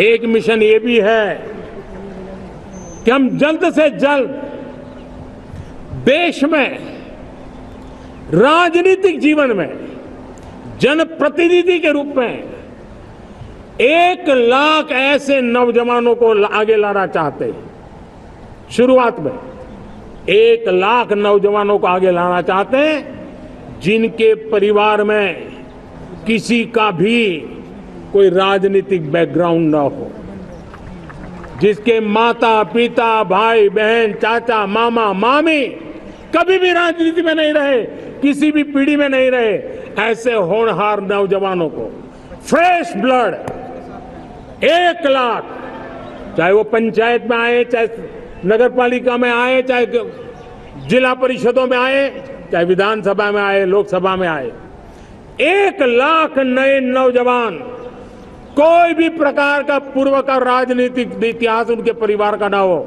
ऐसे फ्रेश लोग राजनीति में आए ताकि जातिवाद से मुक्ति मिले, परिवारवाद से मुक्ति मिले, लोकतंत्र को समृद्धि मिले। और जरूरी नहीं है कि एक दल में जाए, उनको जो पसंद हो दल में जाए, उस दल में जाकर के वो जनप्रतिनिधि बनकर के आगे आए। देश तय करके चले कि आने वाले दिनों में 1 लाख ऐसे नौजवान जो परिवार राजनीति से दूर दूर का संबंध नहीं है, ऐसे फ्रेश ब्लड आएंगे तो सोच भी नहीं आएगी, सामर्थ्य भी नहीं आएगा, लोकतंत्र समृद्ध होगा। और इसलिए हमें इस दिशा में आगे होना है। और मैं चाहूंगा कि देश ने बार बार चुनाव इस देश की प्रगति में रुकावट बन रहे हैं, गतिरोध पैदा कर रहे हैं। आज कोई भी योजना को चुनाव के साथ जोड़ देना आसान हो गया है, क्योंकि हर 3 महीने 6 महीने कहीं न कहीं चुनाव चल रहा है। कोई भी योजना जाहिर करोगे आप तो मीडिया में देखेंगे, चुनाव आया तो फलाना हो गया, चुनाव आया तो फलाना हो गया। हर काम को चुनाव के रंग से रंग दिया गया है। और इसलिए देश में व्यापक चर्चा हुई है, सभी राजनीतिक दलों ने अपने विचार रखे हैं। एक कमेटी ने बहुत बढ़िया अपना रिपोर्ट तैयार किया है। 1 नेशन 1 इलेक्शन के लिए देश को आगे आना होगा। मैं लाल किले से तिरंगे की साक्षी में देश के राजनीतिक दलों से आग्रह करता हूं, देश के संविधान को समझने वाले लोगों से आग्रह करता हूं कि भारत की प्रगति के लिए, भारत के संसाधनों का सर्वाधिक उपयोग जन सामान्य के लिए हो, उसके लिए 1 नेशन 1 इलेक्शन के सपने को साकार करने के लिए हमें आगे आना चाहिए। मेरे प्यारे देशवासियों, भारत का स्वर्णिम कालखंड है। 2047 विकसित भारत, ये हमारी प्रतीक्षा कर रहा है। बाधाएं, रुकावटें, चुनौतियां, उसको परास्त करके एक दृढ़ संकल्प के साथ ये देश चलने के लिए प्रतिबद्ध है। और साथियों, मैं साफ देख रहा हूं, मेरे विचारों में कोई झिझक नहीं है। मेरे सपनों के सामने कोई पर्दा नहीं है।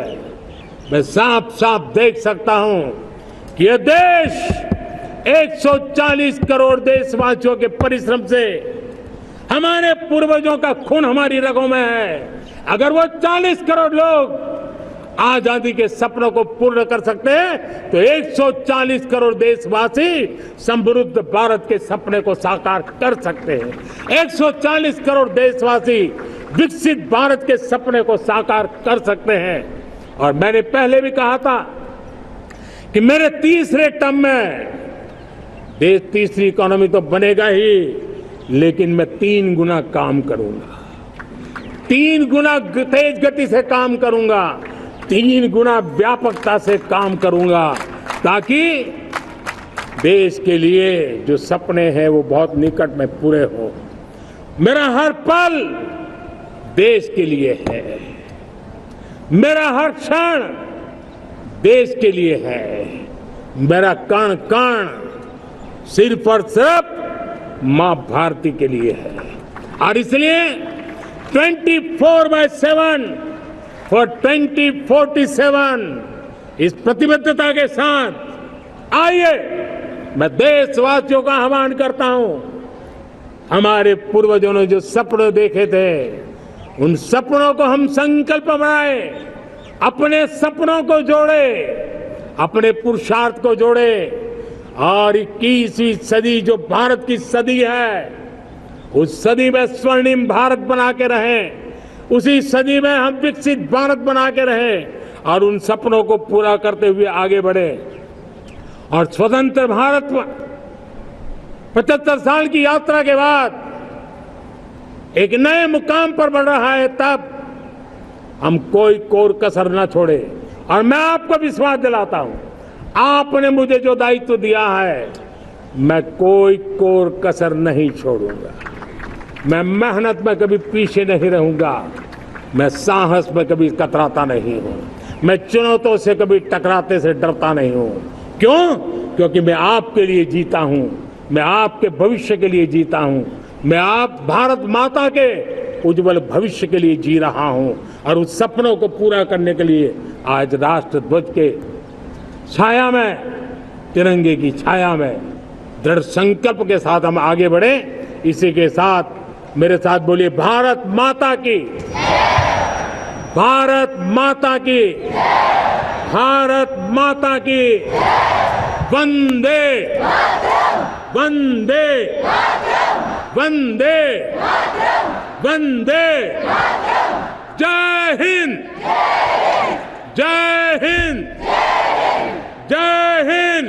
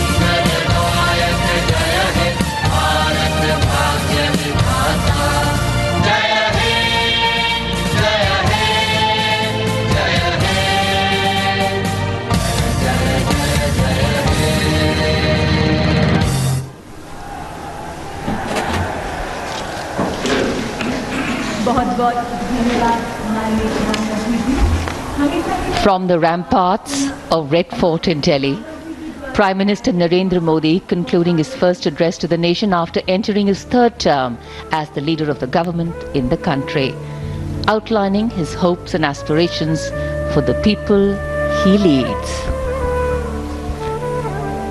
Greeting the crowds, greeting the nation, as we all come together to celebrate our 78th Independence Day. So though the function here at Red Fort concludes, the day